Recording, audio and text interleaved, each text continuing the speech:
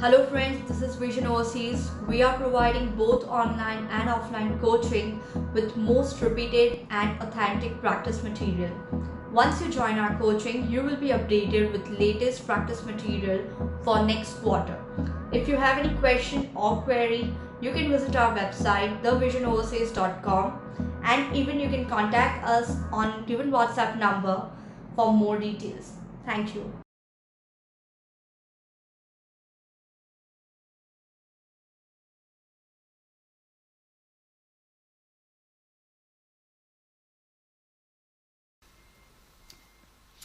How to look after all these elderly folks is a different problem. Governments around the world are already struggling to support growing numbers of retired people who depend on a shrinking working population. 18 OECD countries have raised pension ages.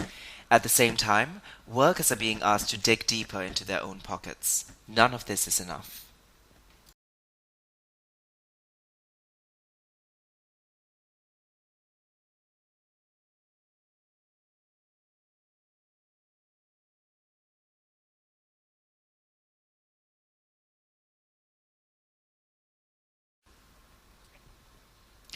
As yet, the new explanation is incomplete. So far, the researchers have only computed the effects caused by one property of matter falling into a black hole, its electric charge. They've not shown the effect of its mass, which would also be important. Their calculations therefore account only for part of the information that is lost, but they've established a principle that may lead to a full accounting of the matter. That would let physicists sleep easy in their beds, in the knowledge that reality is once again behaving, at least approximately, how they think it ought to.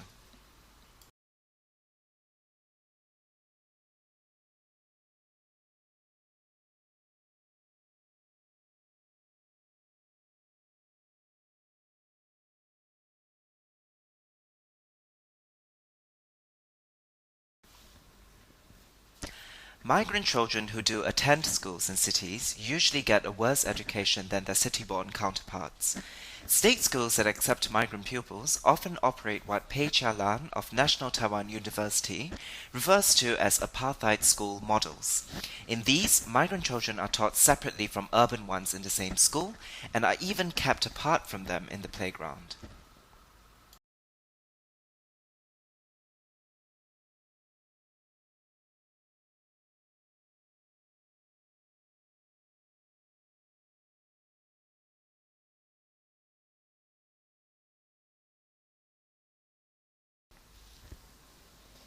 Okay. Political activists and thinkers across a broad array of ideologies, from libertarians to social liberals to the hard left, are intrigued or even keen. The Cato Institute, an American think tank which spends much of its time calling for a smaller state, published a sympathetic analysis of the policy in 2015. It feels that, though it might prefer a world with no government redistribution, a basic income is the simplest.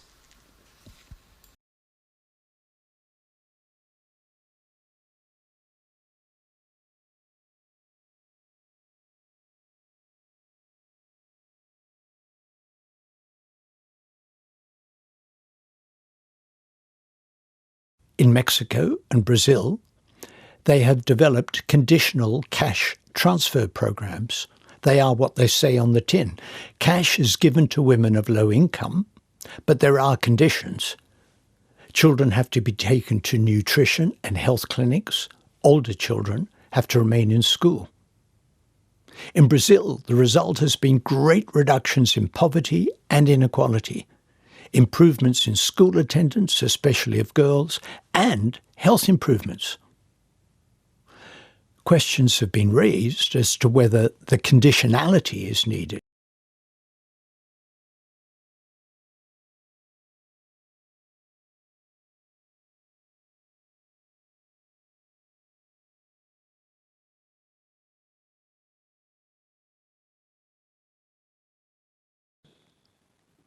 When the Tottenham riots broke out, a politician commented, "This is criminality, pure and simple."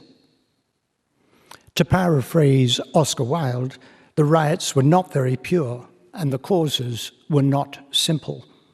It was clear, though, that social deprivation was among the causes. The Guardian newspaper reported that of 1,000 rioters going through the courts, fewer than 9% had a job or were in training.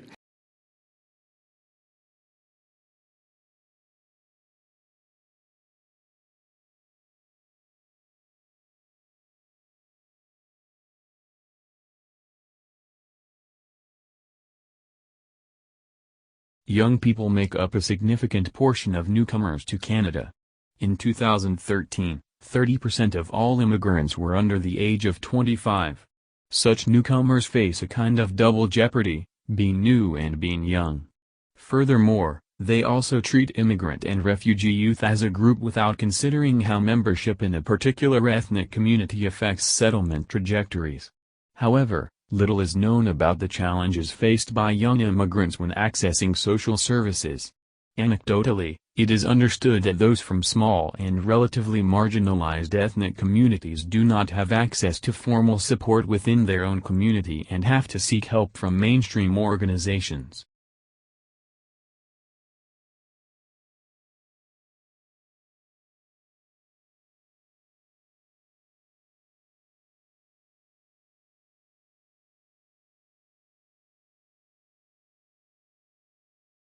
On September 15, 1939, Menzies announced the formation of the 2nd Australian Imperial Force, AIF.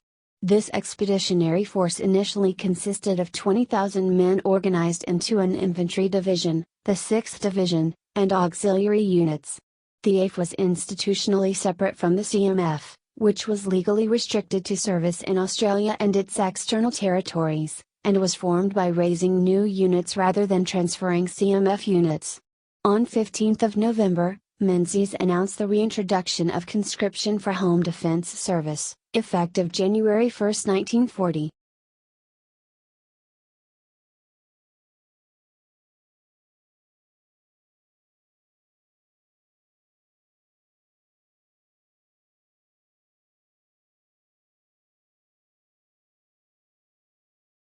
George Black, a well-educated Englishman, was editor of the Diggers Advocate.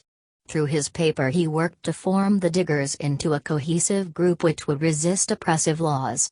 A Welshman, John Basson Humphrey, took the conservative view and believed the solution should be gained by constitutional means. The most picturesque personality among the leaders was an Italian, Raffaello Carboni, and it is to his dynamic and emotional narrative that we owe much of the detail of those bitter days. The sixth man, Timothy Hayes, was an Irishman and a rousing speaker.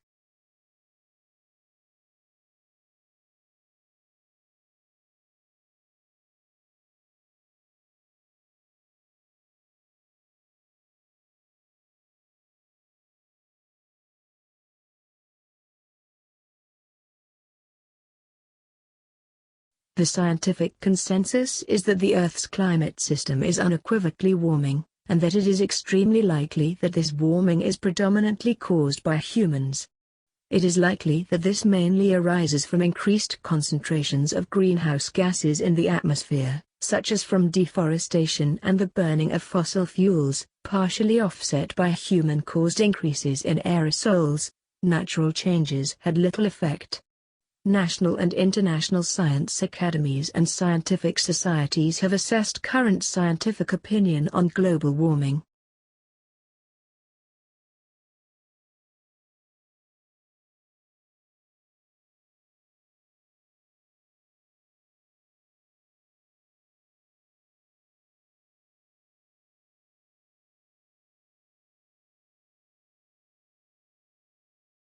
The Battle of the Eureka Stockade, by which the rebellion is popularly known, was fought between miners and the colonial forces of Australia on December 3, 1854 at Eureka Lead, and named for the stockade structure erected by miners during the conflict.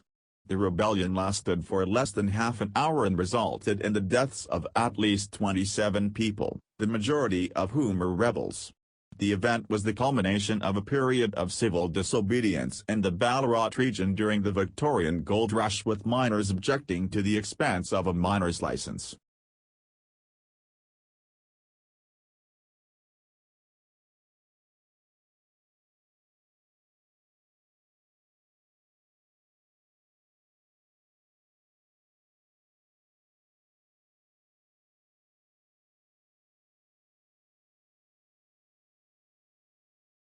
Henriksen presented another system to extract suburban roofs from aerial images by combining two-dimensional LED information together with photometric and chromatic attributes.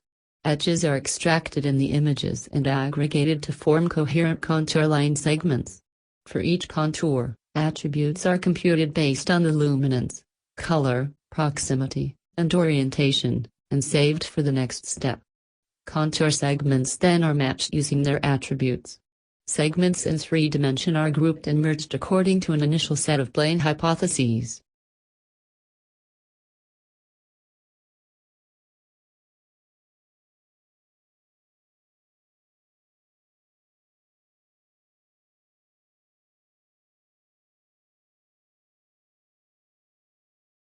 Higher levels of education, full-time employment, and earned income allowed some Indian, Metis, and Inuit men and women to close the gaps between themselves and their non-Aboriginal counterparts. On the other hand, at the lower end of the ladder, conditions have stagnated or deteriorated. As a result, social inequality is increasing substantially within Indian and Inuit populations. Polarization is less marked among the Metis, the least disadvantaged among Aboriginals.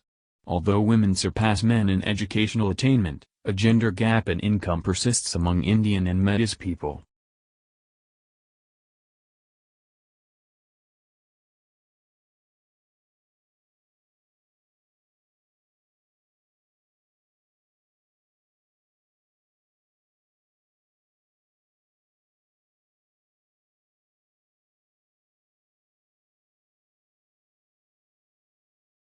Early adolescence is considered a tumultuous developmental period due to the psychological, social, and physical changes that adolescents experience as they go through puberty and increase independent living skills. The transition to high school requires them to interact with a new and larger peer group and manage greater academic expectations.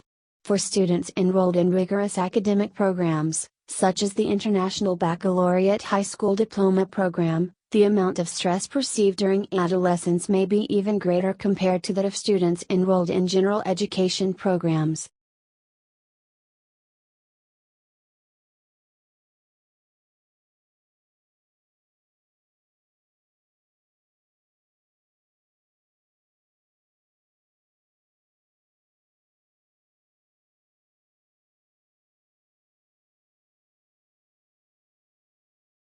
As we grow spiritually, what intrinsically happens is that the darkness of the 5 senses, mind and intellect begins to reduce, and consequently the soul, that is the God, within us begins to illuminate. Refer to the diagram below. This is also known as the dissolution of the 5 senses, mind and intellect. We refer to the 5 senses, mind and intellect as darkness or ignorance, as they keep us away from identifying with our true state. That is the God within us or the soul.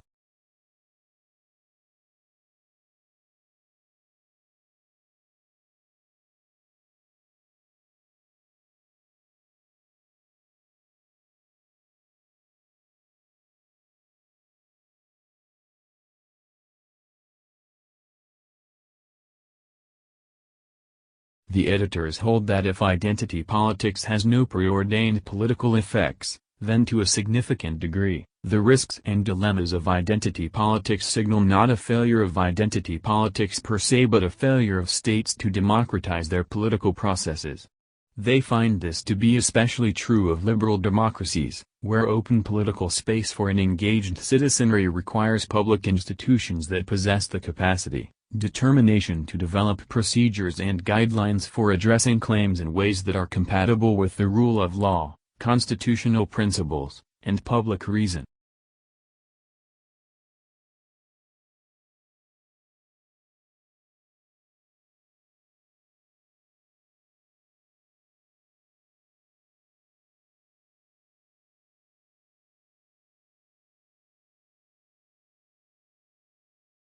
Although Oikawa is much too young to have been directly affected by the expulsion of the Japanese Canadians from the Pacific coast, her anger at the treatment they endured during and immediately after the Second World War is apparent in the very use of the word violence in the title. Calling them euphemisms, she rejects such terms as interior housing centers, and sugar beet projects.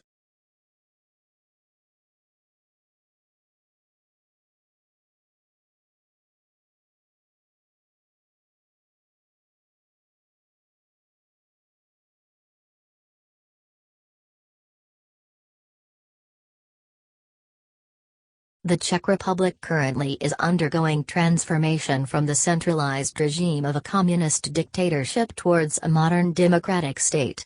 Fonda et al. Recognizes three main events in the last half-century that had profound consequences for the country and its land use. First, the communist coup d'état and the following collectivization of land in the 1950s that introduced large-scale collective farming. Second, the abolition of the totalitarian political system in 1989, which was followed by the restitution of private land ownership in the 1990s.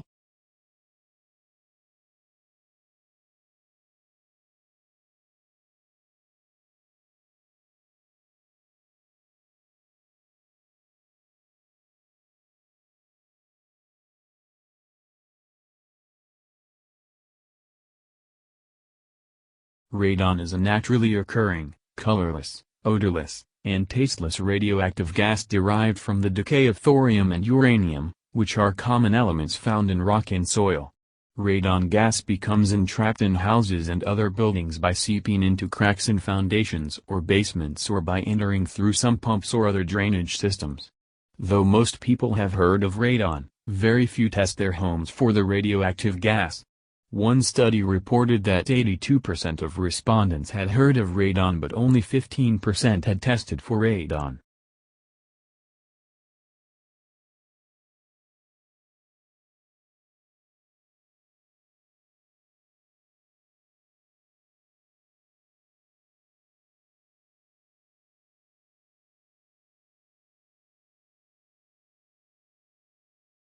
The World Health Organization has been working with ministries of health and other stakeholders of Pacific Island countries to build climate-resilient health systems. Although a disease-specific approach is useful initially, in the long run a comprehensive intersectoral program is required. As recommended by WHO, this program should address I. Health governance and policies tackling climate risks, 2. Health information, integrated surveillance and climate early warning systems, and 3. Preventive and curative services.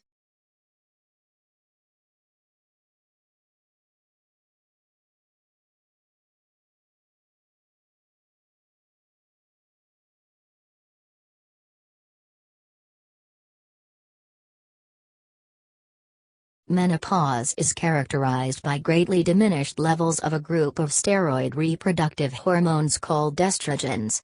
Estrogens travel through the bloodstream and exert widespread physiological effects on organ growth and development. Approximately 25% of postmenopausal women take supplemental estrogens to alleviate unpleasant symptoms of menopause, a practice called hormone replacement therapy. For example, HRT decreases the risk of cardiovascular disease and osteoporosis but may increase the risk of cancer.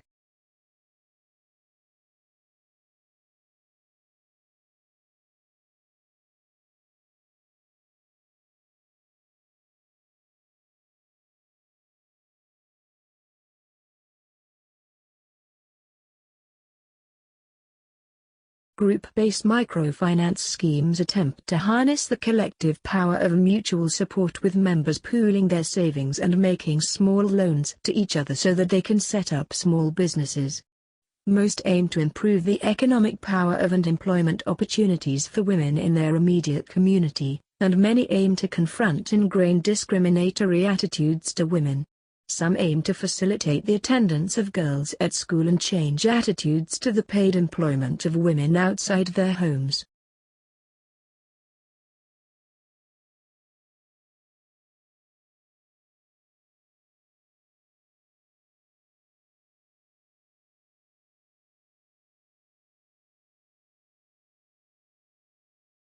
There are few studies on research training programs within the realm of Asian American health disparities. The existing literature on training programs tends to emphasize broad components such as mentorship and an examination of the community and academic partnership. Moreover, the current available literature pertains mostly to clinical practitioners such as nurses and doctors in residency rather than researchers. Few articles employed quantitative evaluation methods, because most of these evaluations were limited to a low number of participants.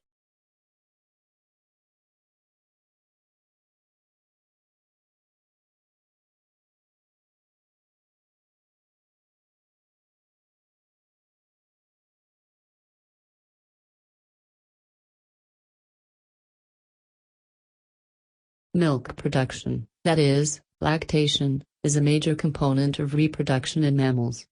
In contrast to all other animals, mammals including primitive mammals, such as the duckbill platypus and the spiny anteater, nourish their offspring with a liquid that is secreted by specialized glands. Milk production and secretion are complex, multi-stage processes that are controlled by several hormones, the most important of which are prolactin and oxytocin.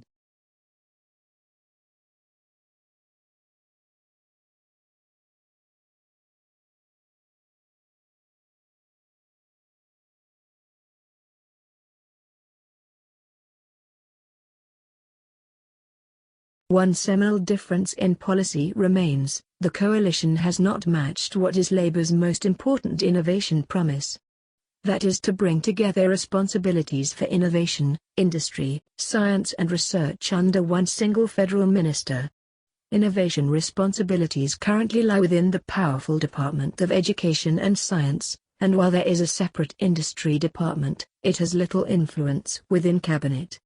This has hampered policy development and given Australia's innovation policies a distinctly science and research bias.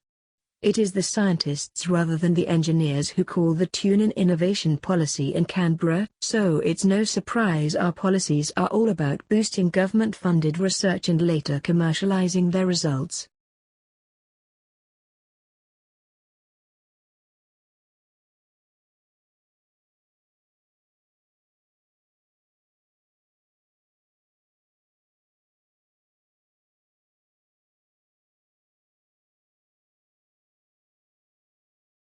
The Brazilian educator and influential theorist Paulo Freire has convinced me that scholarship is a dialogical process.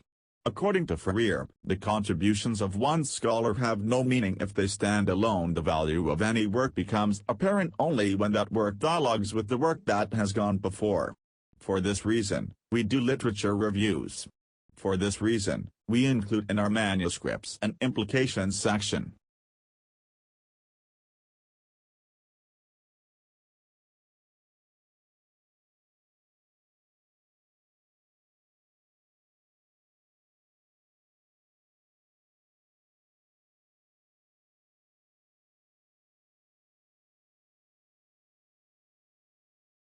The principles of integrated nursing advocate that food be considered as a primary intervention for health promotion, risk reduction, and generally improved well-being.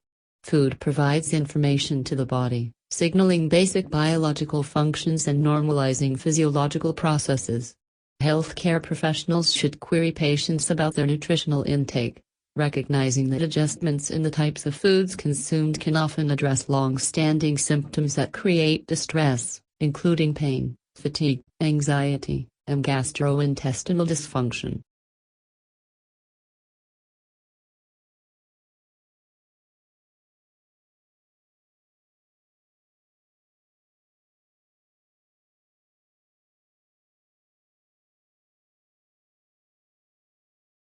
Health education intervention programs are currently available to improve cognitive understanding of the importance of adopting certain dietary and physical activity behaviors and lifestyle choices. The aims of such programs are to improve health. The Coronary Health Improvement Project is a health education intervention that teaches people the importance of making better choices in nutrition, physical activity, and tobacco in order to prevent, arrest, and even reverse coronary heart disease.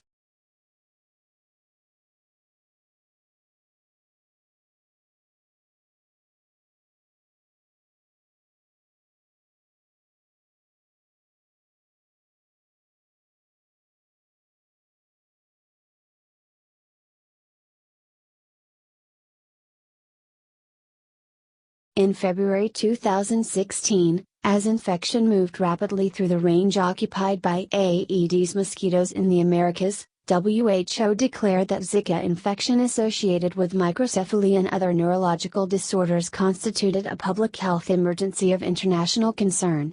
By the start of February 2016, local transmission of Zika infection had been reported from more than 20 countries and territories in the Americas, and an outbreak numbering thousands of cases was underway in Cabo Verde in Western Africa.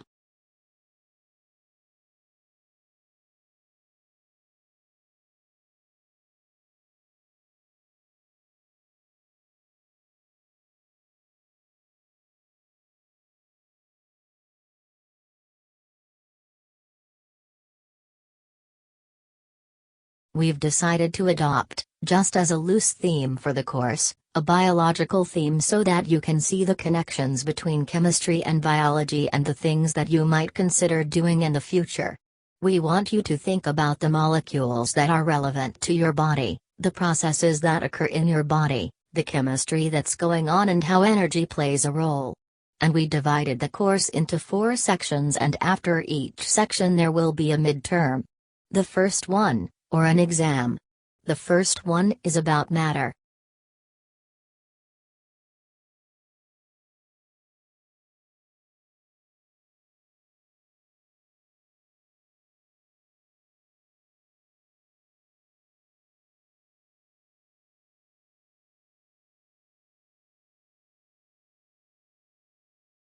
The UK has a world-class higher education system, the strength of which is, at least in part, the result of the huge diversity of universities, of all sizes and specialisms. Many students deliberately choose to study in a smaller or more specialist institution because of the world-class facilities as well as the safer and more personalized experience that they will receive, and these opportunities should be available to the many international students wanting to study in the UK.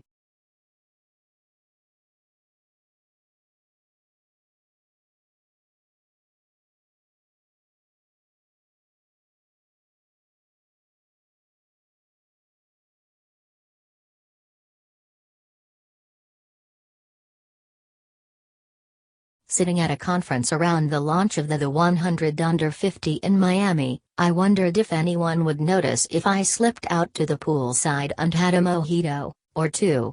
It wasn't that it wasn't riveting. But it was 30 degrees outside with blue skies and azure seas, and okay, it wasn't riveting. However, one look at the rather efficient young woman beside me, taking notes, photos and earnestly tweeting made me feel ashamed of such a lack of commitment.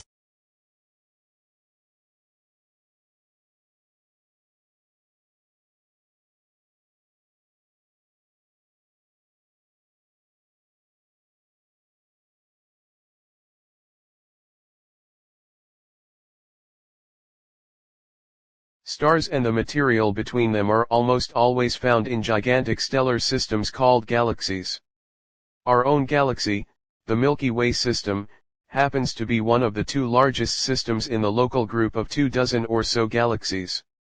The other is the Andromeda Galaxy. It stretches more than 100,000 light-years from one end to the other, and it is located about 2 million light-years distant from us.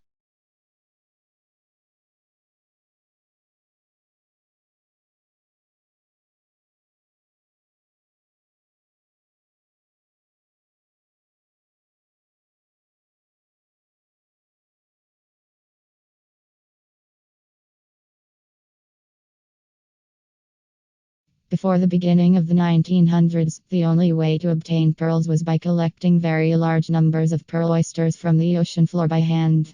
The oysters, or sometimes mussels, were brought to the surface, opened, and searched. More than a ton of these had to be checked in order to find just 3 or 4 quality pearls. Divers often descended to depths of over 100 feet on just one single breath. Now, of course, this exposed them to hostile creatures and dangerous waves, not to mention drowning. In some areas, divers put grease on their bodies to conserve heat, and they held a large object like a rock to descend so they didn't have to exert effort going down. Today, pearl diving has pretty much been supplanted by cultured pearl. Particles are implanted in the oyster to encourage the formation of pearls farms, and this allows for more predictable production. The divers who still work do so mainly for the tourist industry.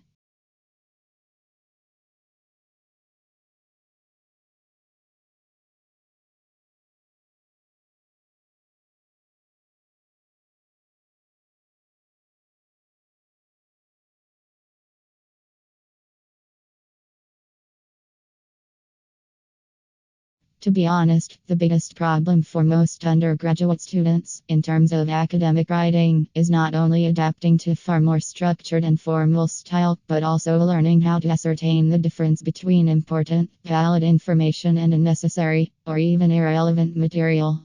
In my experience, I would say it takes students their first year, if not longer, to appreciate what is required and to start to implement those requirements in their writing. What they really should be doing, if they are struggling with written assignments, is to seek help from the excellent support services which are available at the university.